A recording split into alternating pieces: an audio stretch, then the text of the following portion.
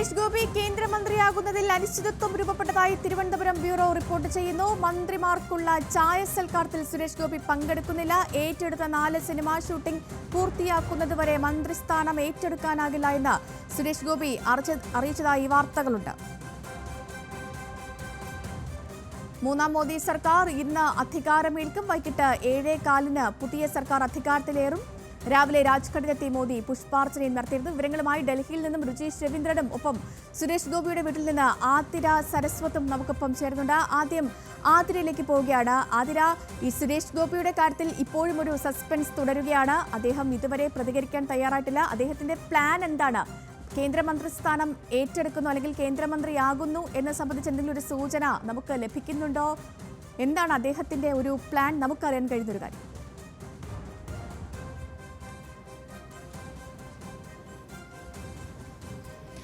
സേതുലക്ഷ്മി, ഡൽഹിയിലായിരുന്ന സുരേഷ് ഗോപി ഇന്നലെ ഉച്ചയോടുകൂടി തിരുവനന്തപുരത്തേക്ക് മടങ്ങിയെത്തുകയായിരുന്നു. ശേഷം പത്മനാഭ സ്വാമി ക്ഷേത്രത്തിലടക്കം ദർശനവും നടത്തിയിരുന്നു. എന്നാൽ തിരിച്ച് അദ്ദേഹം തിരുവനന്തപുരത്ത് നിന്നും ഈ നിമിഷം വരെ ഡൽഹിയിലേക്ക് മടങ്ങിയെത്തിയിട്ടില്ല. അദ്ദേഹത്തിൻ്റെ വീടിന് പരിസരത്താണ് നമ്മൾ ഇപ്പോൾ ഉള്ളത്. അദ്ദേഹം വീടിനുള്ളിൽ ഉണ്ട് എന്ന് തന്നെയാണ് നമുക്ക് ലഭിക്കുന്ന സൂചനകൾ. എന്തായാലും രാവിലെ മുതൽ പോകുമെന്ന് ഉള്ള അഭ്യൂഹങ്ങളൊക്കെ തന്നെ നിലനിന്നിരുന്നു. എന്നാൽ ഇതുവരെയും മടങ്ങിയിട്ടില്ല എന്നാണ് നിലവിൽ അറിയാൻ കഴിയുന്നത്. നമുക്കറിയാം, പ്രധാനമന്ത്രിയുടെ ലോക്മാർക്ക് കല്യാണിലുള്ള വസതിയിൽ നിയുക്ത മന്ത്രിമാർ ചായ സൽക്കാരത്തിൽ 11:30 പങ്കെടുക്കും. അങ്ങനെയാണെങ്കിൽ സുരേഷ് ഗോപി കേന്ദ്രമന്ത്രിയാകുമോ എന്നതിൽ ഒരു അനിശ്ചിതത്വം നിലനിൽക്കുന്നു എന്നുള്ളതാണ് നിലവിൽ ലഭിക്കുന്ന സൂചന.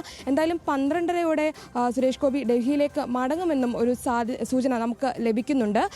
എന്തായാലും ഇതുവരെയും അദ്ദേഹത്തിൻ്റെ ഭാഗത്തു നിന്നൊരു പ്രതികരണമോ അദ്ദേഹവുമായി ബന്ധപ്പെട്ടവരുടെ ഭാഗത്തു നിന്നൊരു പ്രതികരണമോ നമുക്കിതുവരെയും ലഭിച്ചിട്ടില്ല. എന്തായാലും സുരേഷ് ഗോപിയുടെ വസതിയുടെ മുന്നിലാണ് നമ്മൾ ഇപ്പോൾ നിൽക്കുന്നത്. എന്തായാലും മലയാളികളൊക്കെ തന്നെ അദ്ദേഹം ഒരു ക്യാബിനറ്റ് മന്ത്രിയാകുമോ, മന്ത്രിസഭയിലേക്ക് എത്തുമോ എന്നുള്ളതൊക്കെ തന്നെ നോക്കിയിരിക്കുന്ന അല്ലെങ്കിൽ ഒരു ആഗ്രഹിച്ചിരിക്കുന്ന ഒരു സമയം കൂടിയാണ് എന്ന് പറയേണ്ടി വരും. എന്നാൽ അദ്ദേഹം പറയുന്നത് അദ്ദേഹത്തിന് 4 സിനിമകൾ ചെയ്യാനുണ്ട്. ക്യാബിനറ്റ് പദവി വലിയ ഒരു ഉത്തരവാദിത്തം തന്നെയാണ്. അത്തരത്തിലൊരു വലിയ ഉത്തരവാദിത്തം എടുക്കുമ്പോൾ അദ്ദേഹത്തിൻ്റെ പാഷനായ സിനിമയിൽ നിന്ന് അദ്ദേഹത്തിന് വിട്ടു നിൽക്കേണ്ടി വരും. ഇത്തരമൊരു സാഹചര്യം നിലനിൽക്കുന്നതിനാൽ തന്നെ കമ്മിറ്റ്മെൻറ്റ് ചെയ്ത 4 സിനിമകൾ പൂർത്തീകരിക്കേണ്ടതായി അദ്ദേഹത്തിനുണ്ട്. അതുകൊണ്ട് ഇത്തരമൊരു വലിയ ഉത്തരവാദിത്തം നിലവിൽ ഏറ്റെടുക്കാൻ അദ്ദേഹം തയ്യാറല്ല എന്നൊരു വാർത്ത നേരത്തെ അതിലേക്ക് തന്നെയാണ് വരുന്നത്. കാരണം ഈ സുപ്രധാനമായ ഒരു വകുപ്പ് തന്നെയാകും ഒരുപക്ഷെ സുരേഷ് ഗോപിയെ കാത്തിരിക്കുക എന്നൊരു സൂചന വരുന്നുണ്ട്. അതിന് ഏറ്റവും പ്രധാനപ്പെട്ട ഒരു കാരണം ഈ ഓപ്പറേഷൻ കേരള അടക്കം സുരേഷ് ഗോപിയിലൂടെ ലക്ഷ്യമിടുന്നുണ്ട് BJP. അങ്ങനെ ഇരിക്കുമ്പോൾ ഒരു സുപ്രധാനമായ ഒരു വകുപ്പ്, ഒരു ക്യാബിനറ്റ് പദവി, ഇത് തന്നെയാകും സുരേഷ് ഗോപിക്ക് കേന്ദ്രം വച്ചു നീട്ടുക. ഈ സിനിമാ ഷൂട്ടിംഗ് പറയുന്നുണ്ട്. അപ്പോൾ ഈ സിനിമകളുടെ സുപ്രധാനമായ ഒരു പദവിയിലേക്ക് പോവുകയാണെങ്കിൽ ഈ ഷൂട്ടിങ്ങും കാര്യങ്ങളൊക്കെ സമയത്ത് പൂർത്തീകരിക്കാൻ സാധിച്ചില്ല എന്ന് വന്നേക്കും. അതാണോ ഇനി ഈ സുരേഷ് ഗോപിയെ പിന്നോട്ട് വലിക്കുന്ന ഒരു കാര്യം? ഒരു സഹമന്ത്രി സ്ഥാനമല്ലാതെ ഒരു നിർണായകമായ ഒരു ക്യാബിനറ്റ് പദവി കേന്ദ്രം വച്ചു നീട്ടുമ്പോൾ തൻ്റെ പാഷൻ മുടങ്ങിപ്പോകുമോ, അല്ലെങ്കിൽ അത് പൂർത്തീകരിക്കാൻ കഴിയില്ലേ? അങ്ങനത്തെ കുറച്ച് ചിന്തകളാണോ അദ്ദേഹത്തെ പിന്നോട്ട് വലിക്കുന്നത്? ഇപ്പോൾ കേന്ദ്രമന്ത്രിയായി പോവുകയാണെങ്കിൽ അദ്ദേഹം ഇതിനിടം തന്നെ ക്ഷേത്ര ദർശനമൊക്കെ പൂർത്തിയാക്കി നിൽക്കേണ്ട ഒരു സമയമാണ്.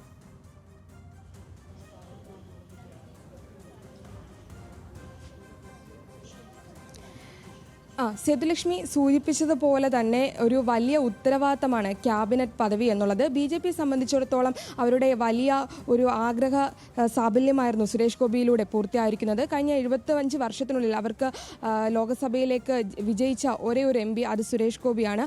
അദ്ദേഹത്തിന് വലിയ ഒരുപാട് നേട്ടങ്ങളും പദവികളുമൊക്കെ ഈ വിജയത്തിലൂടെ നേടുകയും ചെയ്യാം. എന്നാൽ സേതുലക്ഷ്മി സൂചിപ്പിച്ചതുപോലെ തന്നെ തൻ്റെ പാഷൻ മുടങ്ങിപ്പോകുമോ എന്നൊരു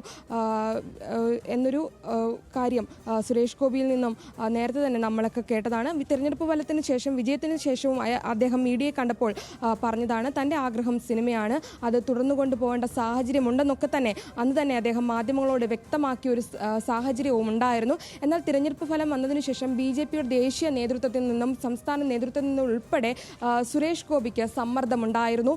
ക്യാബിനറ്റ് പദവി ഏറ്റെടുക്കണമെന്നും മോദി സത്യപ്രതിജ്ഞ ചെയ്യുമ്പോൾ ഒപ്പം സത്യപ്രതിജ്ഞ ചെയ്യുന്ന മന്ത്രിമാരിൽ ഒരാളായി സുരേഷ് ഗോപി മാറണമെന്നുമുള്ള സമ്മർദ്ദം ദേശീയ നേതൃത്വം ചെലുത്തിയിരുന്നതായിട്ടുമുള്ള ഒരു സാഹചര്യം നിലനിന്നിരുന്നു സേതുലക്ഷ്മി. എന്നാൽ ഇതൊക്കെ ഇപ്പോൾ ഒരു അനിശ്ചിത അവസ്ഥയിൽ തുടരുകയാണ്. ഇതൊക്കെ കാത്തിരുന്ന് കാണേണ്ട ഒരു സസ്പെൻസായി മാറിയിരിക്കുന്ന നിമിഷമാണ് ഇപ്പോൾ.